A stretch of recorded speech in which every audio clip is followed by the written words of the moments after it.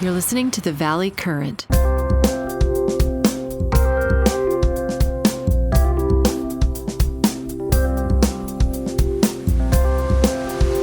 Hey, Steve, I see you've got some new equipment.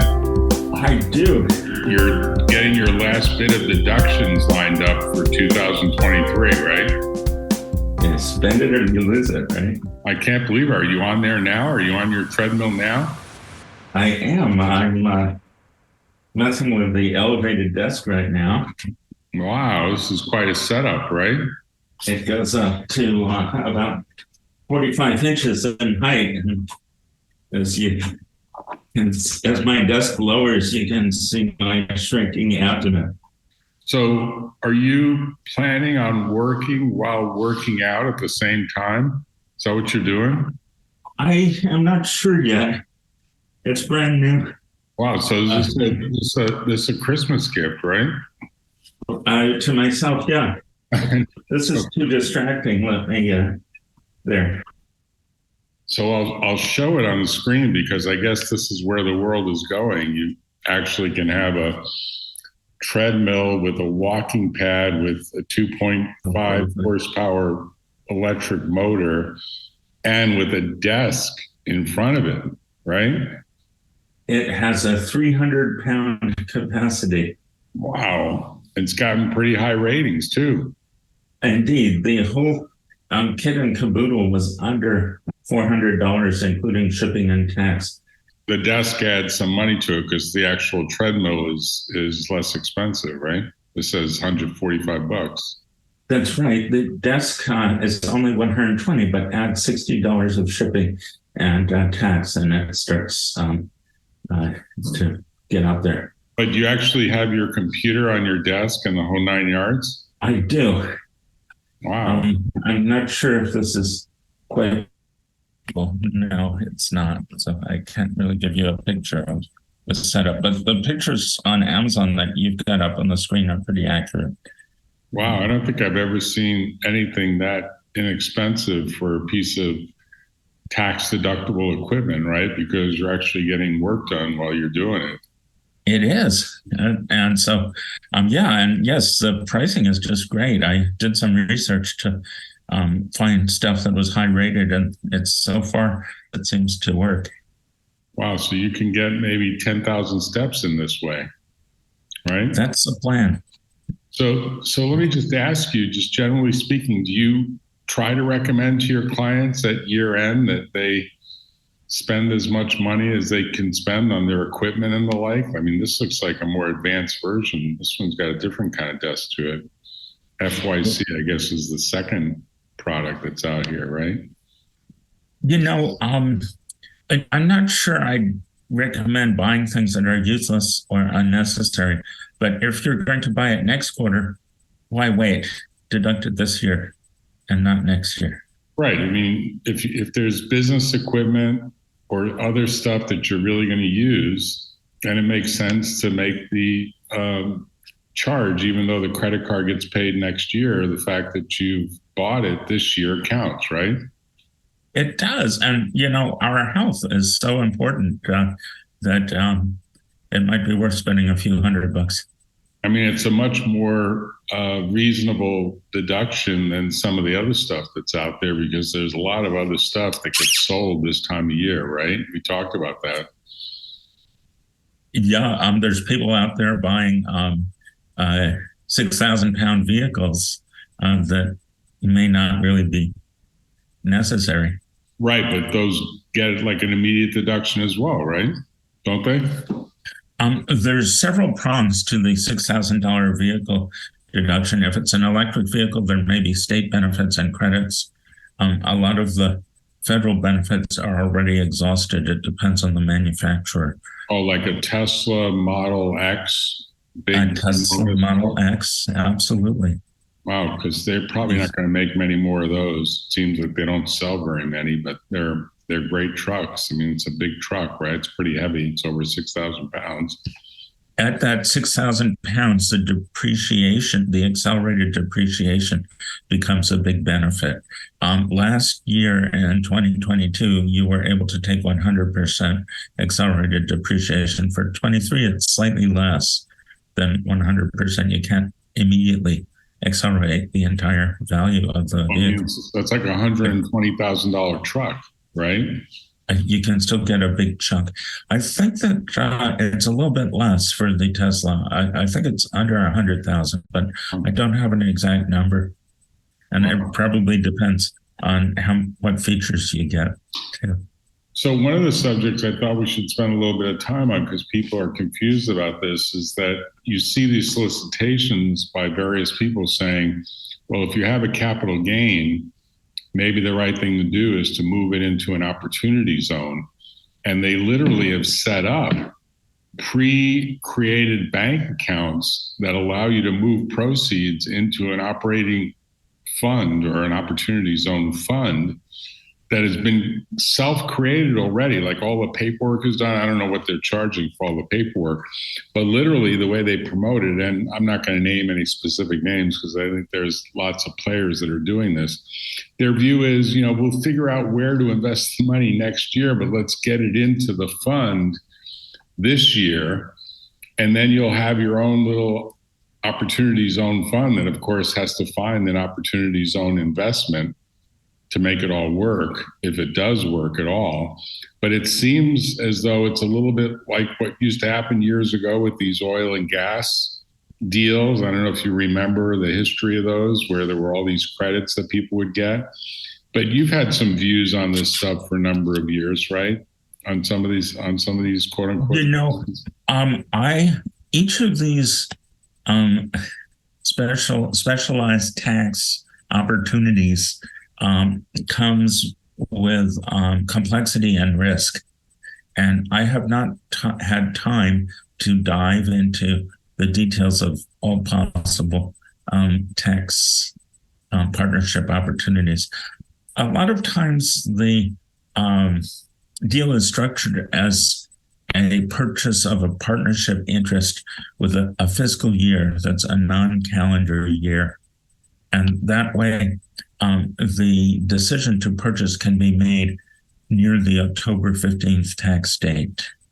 And so I have a lot of promoters trying to bribe me to endorse their specialized tax deal. Right. And I'm skeptical of endorsing any such deal, especially without understanding the state implications. So it may work well for somebody in Wyoming, but it's less clear that it would work for somebody in California, where the franchise tax is challenging to work with. Well, I mean, I think in general, this whole lack of coordination between federal and state, particularly if you have investments in real estate in multiple different states, results in kind of a paperwork blizzard, right? Once filings get made. It does. In California, nonconformity is a very big problem. And there are other states where you just take the federal income and multiply it by the state tax rate and you're done.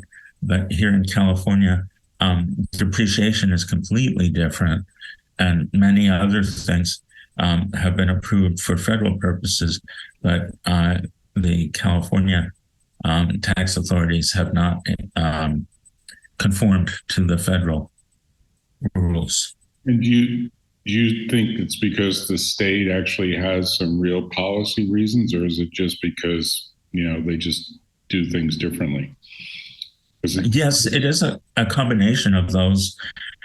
Certainly having state law that says that conformity is the default, and the state government has to take legislative action to avoid conformity, much more conformity than saying that nonconformity is the default, which is the case in California. And in order for California to conform, the state legislature has to explicitly approve each item of conformity. So let's take the treadmill desk that you just bought. We know you're going to take a tax deduction on that from a federal point of view. Will you take a tax deduction on that from a state point of view as well? Absolutely. And you think they're consistent? You think both of those are consistent on both federal and no. state? It's just that the total amount spent is so low, it is below the $2,500 threshold for capitalization. And so the $400 expense, or $350 expense gets booked as supplies for both federal and state purposes and is deductible immediately, and it doesn't go through the California depreciation. And is the $2,500 both a federal yes threshold as well as a state threshold? You want to have a piece of paper somewhere that documents that you've elected to set a capitalization threshold of $2,500, which is the highest amount that the tax authorities will allow. So for a small business. If you buy a computer for $24.99, you're okay. But if you buy a computer for like $2,501 or $2,500, you're not okay. That's correct. So the difference is significant, right? Because don't you have to amortize or depreciate it over 5 years if you're above $2,500? For state purposes, for federal purposes, you can still take accelerated depreciation under Section 179, but for state purposes, you would have to treat it as an asset, not as supplies, and just to depreciate it over the lifetime. For a desk that with furniture has a 7-year lifetime. Wow.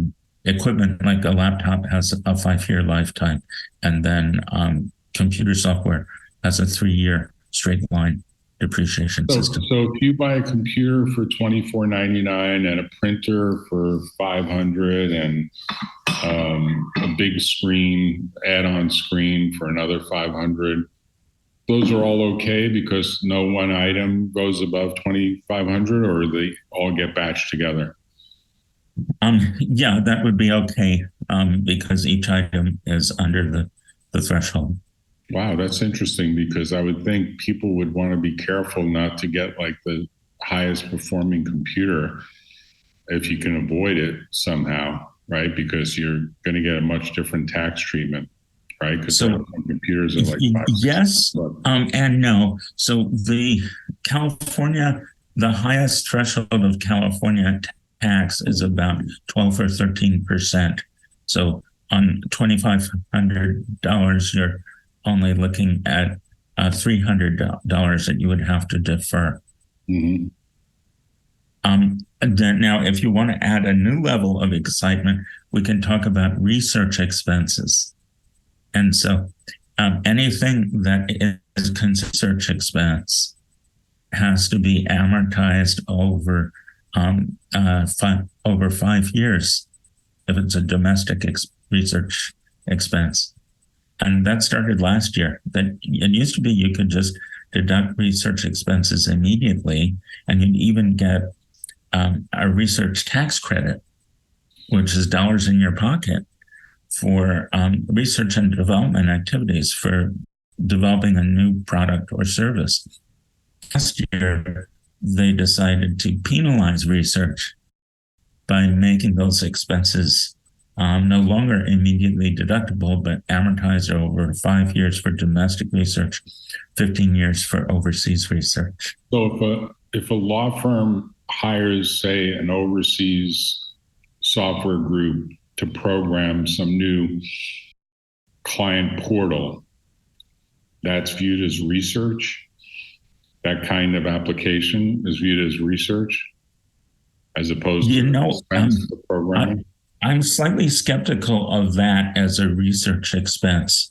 And there's a complex set of tests for deciding whether something is research. It wants to be of a scientific nature. There wants to be a chance of failure. Scientific method and scientific principles should be involved. And certainly having patents or other intellectual property associated with the effort would support a claim that, yes, it is research.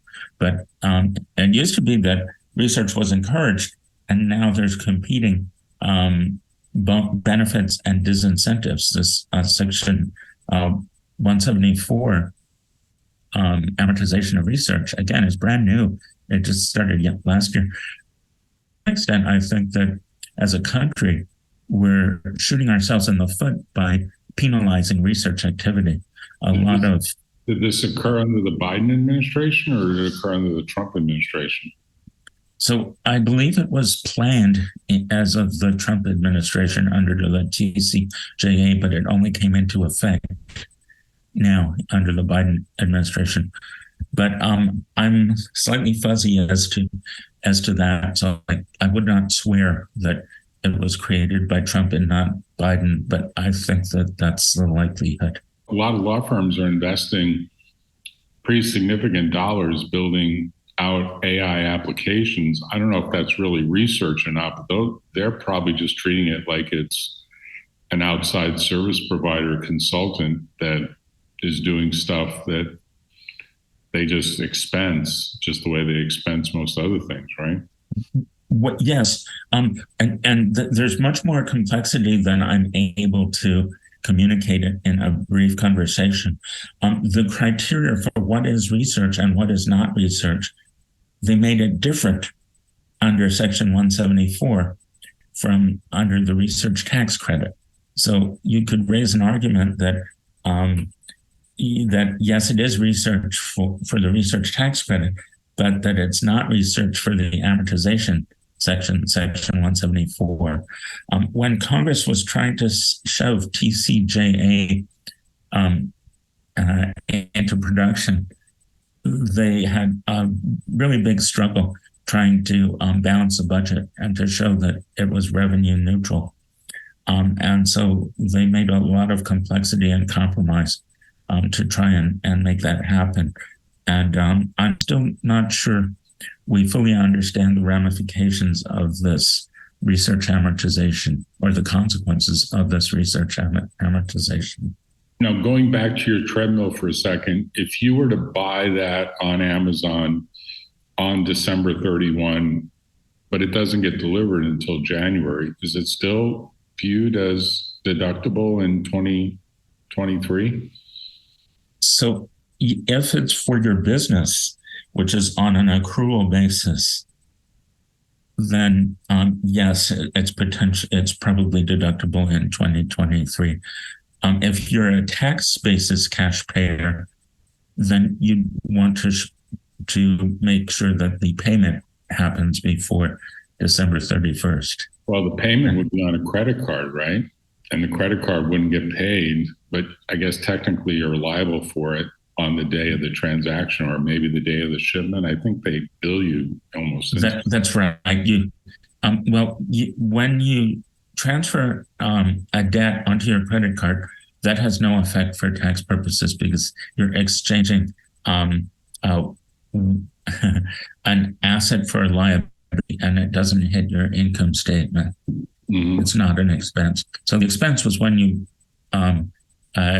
authorized the credit card charge, mm-hmm. or when the cash left your account, if you're a cash basis taxpayer. But in general, you tell people, buy the stuff that you need now that's deductible under $2,500 if it's equipment, right? Right. And do it this way. Let me just amend my last comment and say that paying off the credit card has no effect whatsoever because you're taking cash, and which is an asset, and reducing a liability, which is your credit card debt.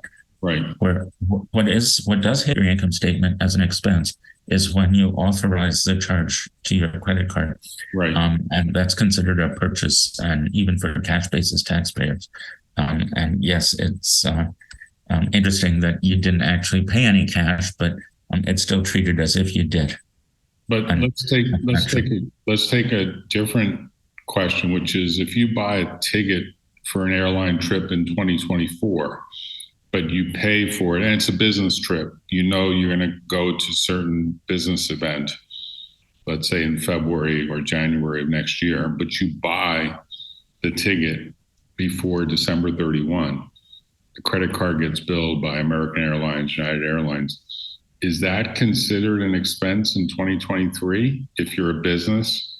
Or is that? No, I should probably read my disclaimer, which says that you should, nothing I say should be considered tax advice unless you've actually engaged with me and paid me a fee and I've done specific research on your exact situation, because these rules are constantly changing. Right. But my guess, as to your question, is that if the ticket were refundable, then it would not be considered an expense. Whereas if it were a non-refundable ticket with a substantial penalty for any partial refund, then there's a chance that some or all of it would be considered an expense. Even though the trip doesn't occur until next year, right? Yeah, so now we're into an account called prepaid expenses, which is an asset. And there again, the dollar amount does matter, because if it's a relatively small amount, nobody's going to care. Right. But if it's a relatively large amount, then probably it would be treated as an asset, a prepaid expense, and not as a it wouldn't hit your income statement until you actually consume the ticket. But you've done a memo generally, I think I've seen it, I think you sent me the link, where you list for business owners, hey, here's like the top 10 things you should think about doing before the end of the year, ideally well before the end of the year. But now we're down to like the last 3 days, maybe even the last, business day, I guess, technically is tomorrow, because we're doing this on Thursday, which is the 28th. The 29th is Friday, the 30th is Saturday, the 31st is Sunday, that's New Year's Eve, and then the 1st is Monday. So the last business day for doing something, I guess you can buy stuff on Saturday and Sunday as well these days from Amazon. But basically, we're coming down to the last business day of the last 3 calendar days of the year. You have a whole list of things that people can theoretically try to do. One you just mentioned is buy the equipment that you're going to use so that you can expense it. What are some of the other big ones that you tell people? Absolutely. Accelerating purchases, decelerating revenue. Mm-hmm. So if you bill your clients right now and they pay you, and they're trying to accelerate their expenses, and so they pay you right now, then you've got additional taxable income. Right. And if you don't bill them until next week, then they would have difficulty paying you instantly. And so that would reduce your the income side of this calculation. Right. If you are a small business and only you and your spouse are employed by the business, then there's a very attractive plan that's called a SOLO, SOLO 401k. The combination of personal contribution and business contribution is around $70,000 approximately. And so you can defer tax on $70,000 a year, but you have to create the solo 401k by December 31st. Right, but Schwab and other players like that probably have preformed plans that you can buy into or elect. It's possible that you can still make it if you have an EIN. Schwab is not accepting Social Security numbers for this purpose. They need an EIN for their business. And the IRS site that issues EINs is closed for seasonal maintenance these 3 days. Really? Yes. If you still have an EIN, you can still call Schwab tomorrow morning and hope that they're able to create a solo 401k in time. If you can't do that, you can still do an SEP plan, and that does not need to be created until tax day next year. But you can still do an FP plan for this year, but the contribution amount is significant in the solo. Right. So in general, when people have multiple LLCs that they're operating, could they have multiple solo 401k plans as well? Well, you can have multiple plans, but the total contribution limit has a maximum. And I think the combined amount on the multiple plans is limited to the amounts I just told you. If you have different types of plans, then the ceiling can vary in odd ways. And so you should really see a tax professional about your specific circumstances to see how multiple different types of plans will combine. Right. So in general, there's sort of these big ideas for how to sort of move money out of the taxable category. And one of them that we've talked about briefly is being able to make an investment in an opportunity zone, which usually is a capital, I think it has to be a capital gain transaction that's being moved. All of the gain is being moved for what could amount to a 10-year commitment, because that is what achieves the maximum tax advantage. So you're making kind of a long-term investment with a view that hopefully it'll turn out to be a great investment, and there will be this shielding of what would otherwise be a sizable tax on the gain.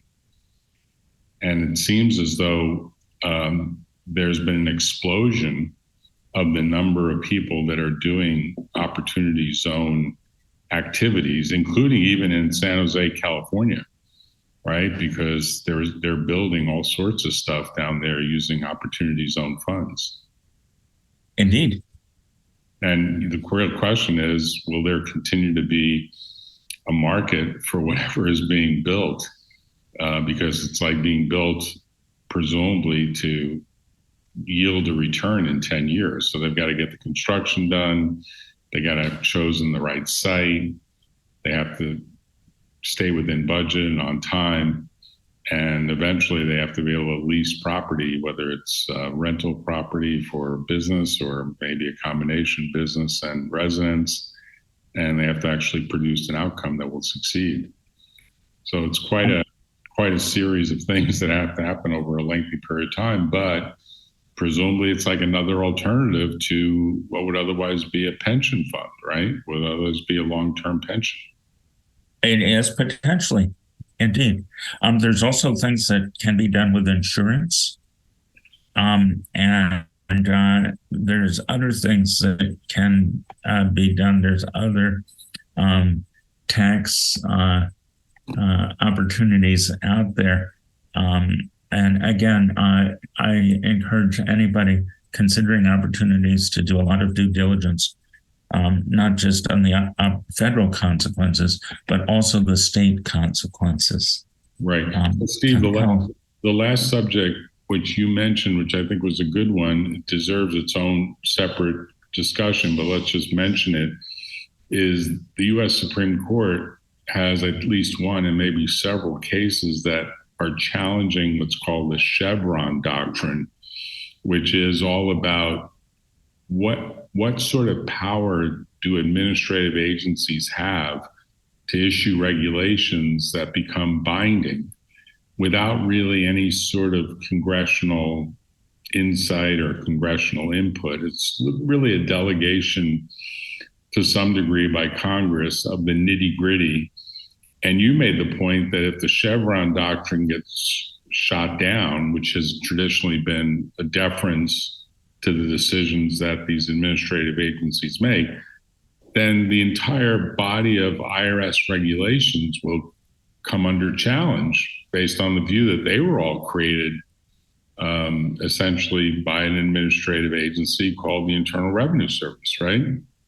Actually, the Internal Revenue Service is a private organization. It's not a federal agency that's entitled to Chevron deference.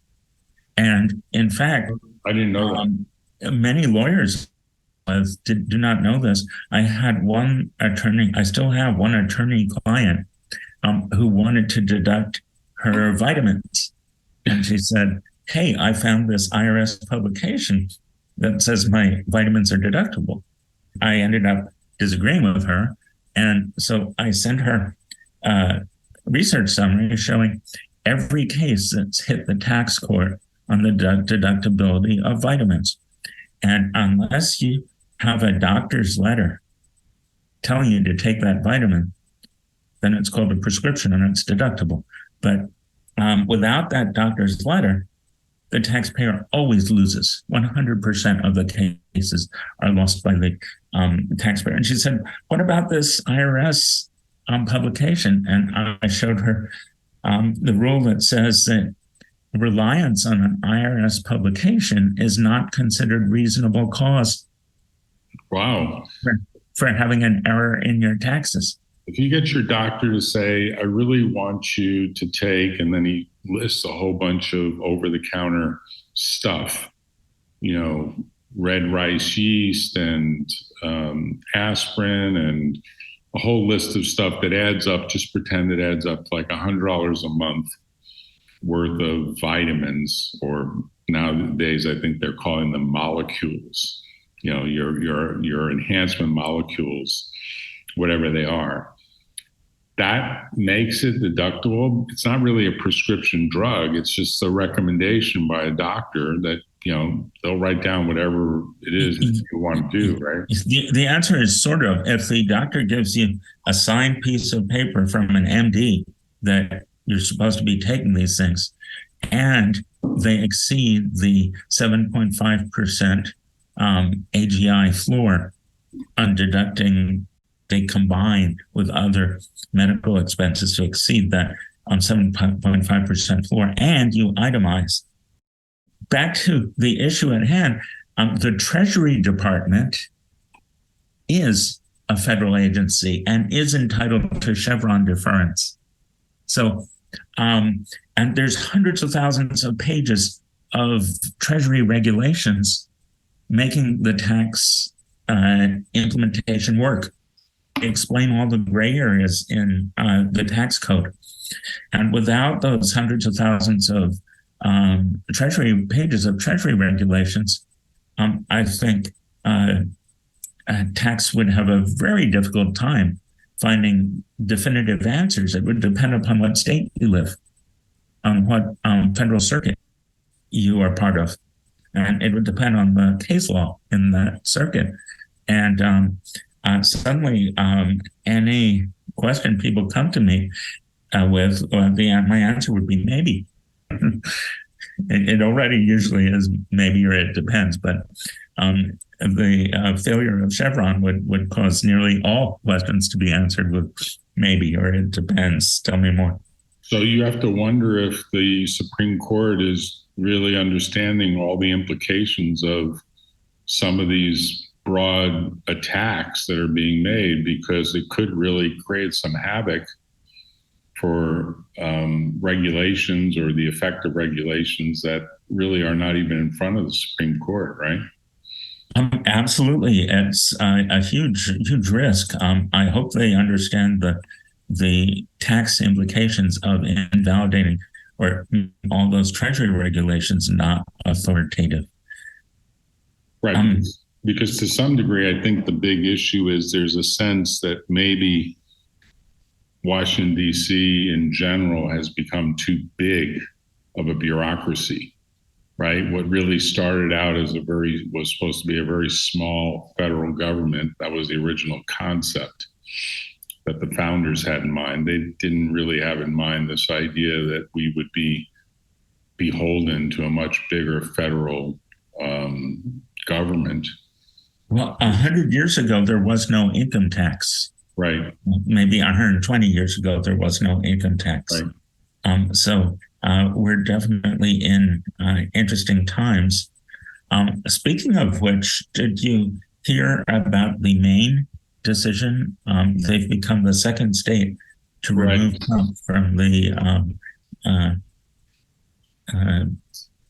nominations. I mean, the part that sort of ties into this whole view of where the Supreme Court stands on things like how broad should the federal government be, if you really have a view that states are like individual countries that happen to have kind of a unified approach, the way the European Union has the European Union uniting supposedly 27 or 28 different countries. I forget what the exact count is these days because some countries are on their way in.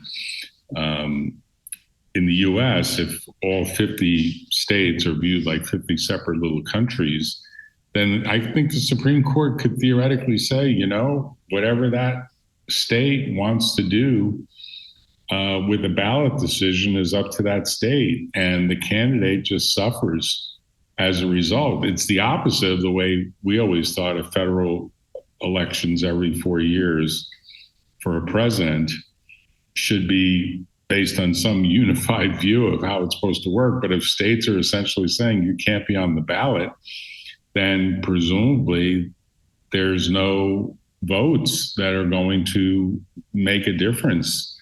Even if someone writes in, say, Donald Trump's name on their ballot, it's just not going to count because he's not on the ballot, right? Apparently. Right. And now we've got Colorado and Maine on the one hand, and I guess Michigan recently went the other way. And we'll see what happens in Ohio and certainly other states. Recently, I think Governor Gavin Newsom said, you know, we shouldn't even touch this hot potato, just let him stay on the ballot, let people decide. I mean, I think he's trying to be neutral about this. But you could see how in many ways he must be feeling the pinch of all these different ramifications from what really amounts to some stupid decisions that were made on January 6th to not keep his mouth shut. I mean, if he had done nothing, if he had made no speeches, if he had basically just said, look, whatever happens, happens, I'm going to start packing here and we'll see what happens. I don't think any of this stuff would have played out against him. I don't think any of these criminal cases would have been filed. I think it would have been a whole different kettle of fish, but he took an active role in a variety of ways to sort of spur on the crowd that he had himself kind of caused to be assembled. So we'll see what plays out there, but I think it is indirectly tied to this question of, does the Supreme Court decide that the states really make their own decisions and the federal government be damned? Or they decide, hey, we have a federal government, we have a federal bureaucracy, it is what it is, and it's got to be supported because we're a more complicated nation than has existed a couple hundred years ago. Steve, thanks for coming on. I appreciate it. Thanks for the year-end tips, and look forward to seeing you in the new year. So have a happy new year. Okay, take care. Bye-bye. Be well.